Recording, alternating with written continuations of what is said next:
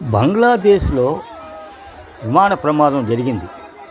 రాజధాని ఢాకాలో స్కూల్ బిల్డింగ్పై F-7 ట్రైనింగ్ ఫైటర్ జెట్ కుప్పకూలింది. దీంతో ఒక్కసారిగా మంటలు చెలరేగాయి. ప్రమాదం జరిగిన సమయంలో స్కూల్లో క్లాసులు జరుగుతున్నాయి. దీంతో ఒక్కసారిగా మంటలు చెలరేగాయి. భయంతో విద్యార్థులు పరుగులు తీశారు.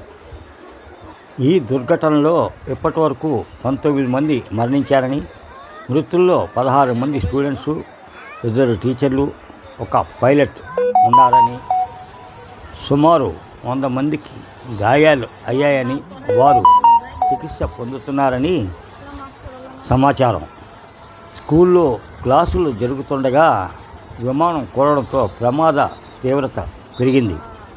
ఘటనా స్థలం వద్ద రెస్క్యూ ఆపరేషన్ కొనసాగుతోంది. ఈ ప్రమాదంపై విచారణ జరిపిస్తామని బంగ్లా చీఫ్ అడ్వైజర్ యూసఫ్ పేర్కొన్నారు.